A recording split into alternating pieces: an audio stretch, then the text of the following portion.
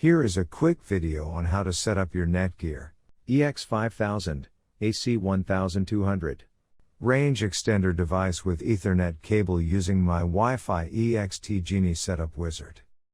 So without wasting any time, let's dive into the video. The first thing that you will need to do is take out your range extender from the box and plug it into an AC vault outlet. Wait till the extender is successfully booted up and the light on the extender becomes solid green from amber. Connect range extender and Netgear router with each other using an Ethernet cable. Make sure that your extender and router are in the same room during the setup process. Once it's turned solid green, we can now head toward our laptop and begin configuring our Netgear range extender. You can use any browser you like, such as Internet Explorer, Chrome, Safari, Opera Mini. It's time to open your preferred web browser. Go to mywifiX.net if on Windows device or mywifiX.local if on Apple device. In case using an Android device, go to 92.168.1.250. A screen appears in front of you, and now click on the new extender setup that leads you to a new page, where you will need to create a new account in order to install your extender, and this page is called the Netgear Genie Smart Wizard. Now fill in all the necessary details such as a valid email address, password, and once you are done, click on the next button.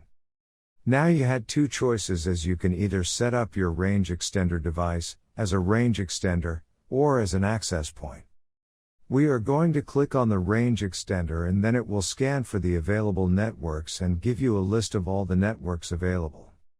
Before heading ahead into the video, in case you are facing any issue with your Netgear range extender device, get in touch with our Netgear experts.